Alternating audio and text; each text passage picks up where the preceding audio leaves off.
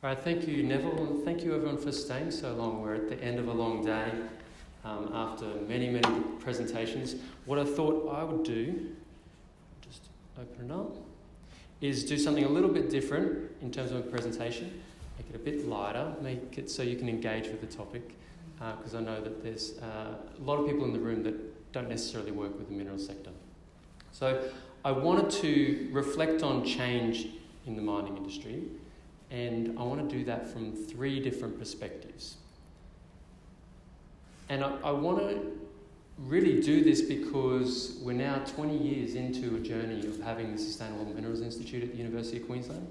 It was about this time 20 years ago that a pitch was being developed to put to the Queensland government to establish this multidisciplinary experiment to address the sustainability challenges in the sector. And it wasn't until about 2001 that things got going, but we're quite a long way along that journey. And the 3 questions I wanted to talk about this afternoon were, is industry changing to meet the Sustainable Development Agenda? And that's really a question about the traditional minerals that we've been mining for a long time.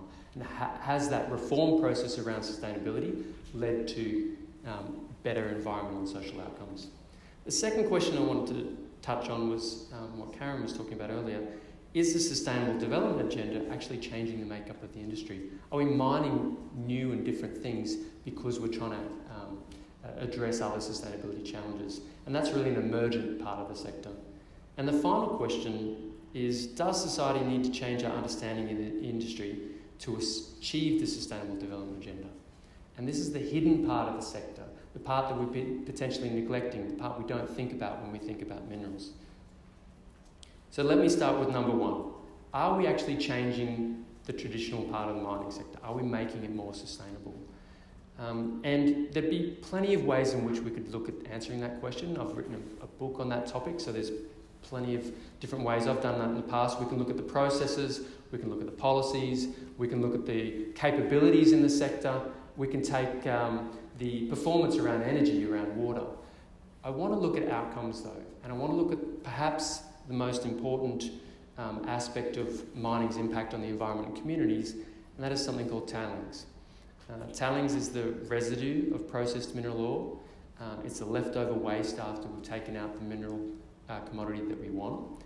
And arguably it's the greatest risk to the environment and communities from minerals. We also have, of course, climate change coming from greenhouse gas emissions of coal, etc. But tailings is a very, very large challenge. And we had a reminder of that just this past January, where a tailings dam number 1 at a Brazilian iron ore mine near a town called Brumadinho in Minas Gerais, it collapsed and it caused the deaths of 270 people, more than 270 people, who were in a canteen, mostly mine workers in a canteen at lunch break. And this isn't an isolated occurrence. We had a similar event 2 years prior in 2015 that happened in the same place, Minas Gerais in Brazil, where another upstream iron ore tailings dam failed and caused massive environmental challenges. So tailings dams have come some way in terms of their failure rates. So here is a chart showing the number of tailings dam failures over time and by decade. And you'll see there was a massive increase in tailings dam failures after the Second World War. Obviously, we were coming out of that with a big change in our industry, a huge demand for minerals, more tailings dams going to the landscape. In the 90s and 2000s, we had a reformation in the mining sector. We had greater engineering capability. We had a new capabilities around environment. So we've seen a reduction in tailings dam failures in the period since. And some of that is down to the research that's been done at UQ and Exeter and other places for very long periods of time. But what we haven't seen is a further reduction. In the period since 1990s, we're seeing pretty much stable of around 20 tailings dam failures. We're also seeing a greater increase in the number of very serious and serious tailings dam failures. across both of those categories.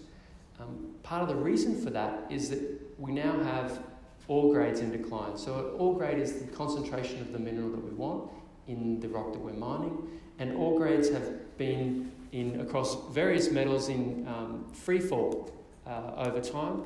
What does that mean? We need to mine more material to get the same amount of product. When we mine more material, we're going to have more waste. We're going to have greater energy inputs, greater water inputs. So we're compounding the problem by producing more and more waste per material we're mining over time. So tailings dams are getting bigger, much, much bigger. The other challenge is that we produce a lot. So more than 7 billion tonnes per year of tailings is produced, which, if we're being kind to ourselves, we would say is 1 tonne per person on the planet. But we really know that, in fact, the problem is more in the developed world. So as citizens of the developed world, we're responsible for more than just 1 tonne per person per year of tailings waste. So what could change look like? We've seen that there has been some change on that topic, some improvement, but not enough. This is data of oil spills tankers from tankers and combined carriers versus seaborne trade. So seaborne trade is in white and oil tanker spills is in purple. And what you see is, over time, so from 1970 to the present, we've largely solved that problem. In the 80s, we had quite a lot of very high-profile tanker spills. You'll all remember the Exxon Valdez, which happened in Prince William Sound in Alaska in 1989. That tanker spilled 260,000 barrels of oil. And in fact, it's part of the reason why we've seen this major change. In the period since that, we had major civil society mobilisation. We had a new Oil Pollution Act in the US in 1990. We had 2 years later the International Maritime Organization adopting new standards across the globe, taking that Oil Pollution Act and taking it widely. And what we saw is the adoption of new technologies around double-hull tankers.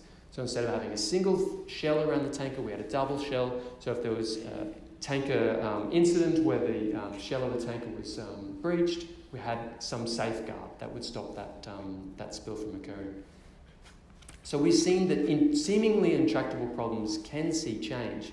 And there are some analogies to the tailings issue. We do have other technologies available in tailings. We have thickening, we have filtration to produce paste and thicker tailings, which are more chemically and more geotechnically stable. But we haven't seen the major uptake of that technology because of operational issues, because of economic issues. There are differences, though, in the oil spill issue versus tailings. And that is that all of those old tailings deposits that were built poorly are still all out there in the landscape. When you've finished transporting your oil, we've now retired all those single hull tankers. So we're going to see continuous tailings dam failures over time because all of those old dams are still there, even if we make improvements. So after the Brumadinho event in January, we were reflecting on our own practice. UQ is one of the centres for tailings research globally. And we thought to ourselves, are we really doing enough at the scale we need to meet this challenge? Do we need to connect more systematically with the rest of the globe and the researchers to really scale up what we're doing? So we're currently pursuing a global research consortium on tailings. We've had 22 research institutions around the world express interest in that. EXA and UQ are at the core of it, as well as many of other of our partners. And what we're trying to do is take a coordinated approach to get the best minds in the room around the issue, to do a lot of training and tech transfer back into industry and government, but really to make those breakthroughs in the uptake of new technologies and new ways of doing things so that we address this challenge. Question 2, are we changing the sector because of sustainability? And this is something that Karen was alluding to, but renewable energy is actually powered by minerals. If we want to make this shift because of climate change, we're making a decision to mine more of certain types of minerals. And we need to ask ourselves, well, what does that mean? Obviously, there's a huge desire around batteries and solar panels to transform our energy landscape. I myself have a battery at my house. With that comes cobalt and lithium and a host of other metals. So let's just take cobalt as an example. So the World Bank, they predict that by 2050 we'll have a 585% increase in cobalt production. 40% of the globe's cobalt comes from the Democratic Republic of Congo, and there's been a lot of concern about the responsibility of cobalt production. Just this past month in June, 43 artisanal small-scale miners died at a collapse on a large-scale mining site in the Democratic Republic of Congo. And there's been a lot of initiatives to try and address and to create responsible supply chains, including the Responsible Cobalt Initiative, the Global Battery Alliance. We've been doing work at UQ, at SMI for the last few years. I had a postdoc working on this topic of what does a sustainability standard and a sustainability certification scheme look like to be most effective? What are the design characteristics we need to put in place to make sure that those supply chains are responsible and we get sustainable development outcomes from these new niche metals? I'll also have a PhD student, Daniel Holm, that's currently working on the cobalt supply chain and looking at how do we make that supply chain responsible. Second example, lithium. 75% of the world's reserves of lithium actually come from the salt lakes of Chile, Bolivia, and Argentina. It's sometimes called the lithium triangle. Those salt lakes and salt pans actually have some very significant Ramsar wetlands associated with them. And the World Bank is estimating there will be nearly 1,000% increase in lithium production by 2050. So what does that mean for sustainability? How do we address those policy issues? And the Sustainable Minerals Institute is currently working on that topic through its SMI Ice Chile venture in Chile. Finally, is there a change that's happening that's hidden? Is there a neglected part of the sector? And this is a topic that I was working on a lot at the United Nations the last couple of years. Most people don't know, but 8 of the 10 most produced minerals are actually industrial minerals and construction materials. They're minerals that are hidden. They're minerals that are part of your life every day that you don't realise it. It's the toothpaste that you use in the morning that's made out of the marble from Carrara, Italy. It's the mica that is used in your makeup or your brake pads, all kind of embedded into our lives. The big one, the second most used resource by humans, is sand. Sand's not a mineral per se, it's an aggregate of minerals, it's a size fraction of minerals.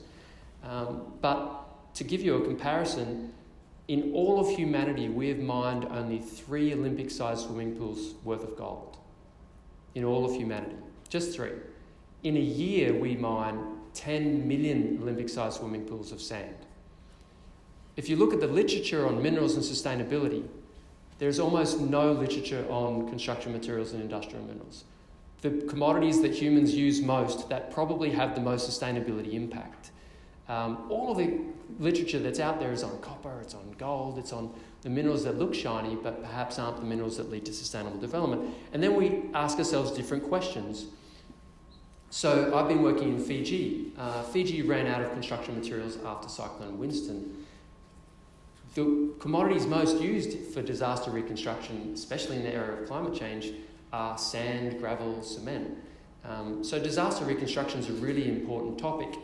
We've been working with Fiji to shift from river gravel extraction, which obviously has river impacts, to a network of hard rock quarries.